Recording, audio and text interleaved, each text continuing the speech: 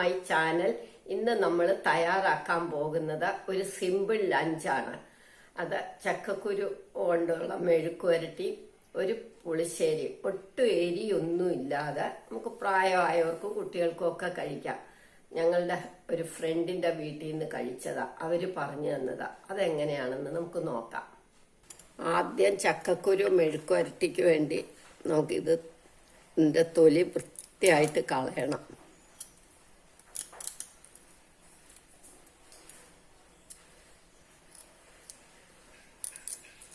ഈ ചുമന്നതെല്ലാം നല്ല വൃത്തിയായിട്ട് കളയണം.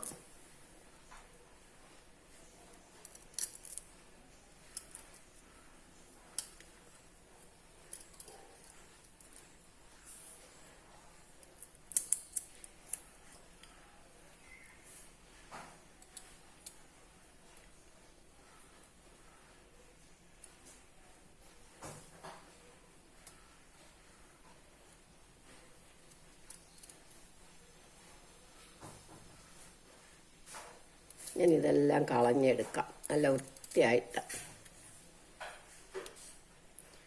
ഇതെല്ലാം ഇതേമാതിരി വൃത്തിയായിട്ട് എടുക്കണം. എന്നിട്ട് നമുക്കിങ്ങനെ മുറിക്കണം.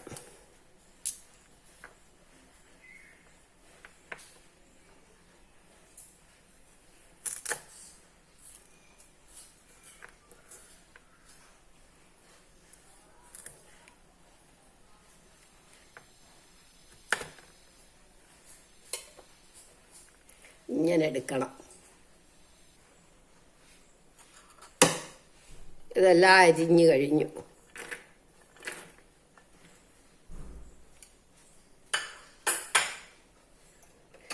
മഞ്ഞപ്പൊടി ഇടണ്ട, നമുക്ക് ഉപ്പ് മാത്രം ഇട്ട, പാകത്തിന് ഉപ്പിട്ട, വെള്ളം ഒഴിക്കണം. നന്നായിട്ട് വേവണം ഇത്. ഇത് നോക്കാം, അടുപ്പേ വെക്കാം. സിമ്മാക്കി വെക്കുക. ഇനി അത് വേവട്ടെ. ഇനി ചക്കക്കുരു വേകുമ്പോഴത്തേക്ക് നമുക്ക് ഇതിൻ്റെ കൂടെയുള്ള പുളിശ്ശേരി വെക്കാം. 1/2 കപ്പ് തേങ്ങ എടുക്കാം, 1 പച്ചമുളക്. സാധാരണ പുളിശ്ശേരിക്ക് വേണ്ട പോലെ ജീരകം വേണ്ട, 1 നുള്ള. 1/2 കപ്പ് തൈരും കൂടെ ഒഴിച്ച് ഇത് നന്നായിട്ട് അരയ്ക്കണം.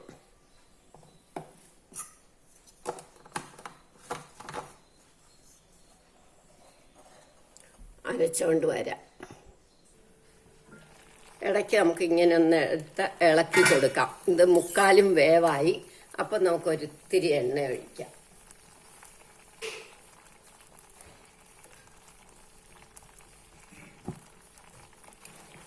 ഇനി ഈ വെള്ളം വറ്റുമ്പോൾ നമുക്ക് എടുക്കാം.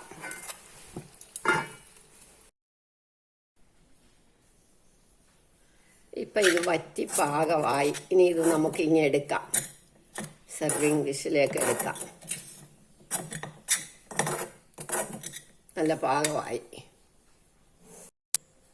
ഇനി നമുക്ക് പുളിശ്ശേരി കടുക് വറുത്ത അങ്ങോട്ട് ഒഴിച്ചാൽ മതി. സിമ്പിളായിട്ടുള്ളതാണ്.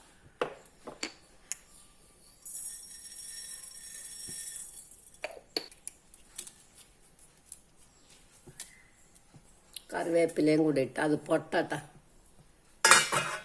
ഇപ്പം കടുക് പൊട്ടി. ഇനി നമുക്കിതങ്ങോട്ട് ഒഴിക്കാം, തേങ്ങ അരച്ചത്.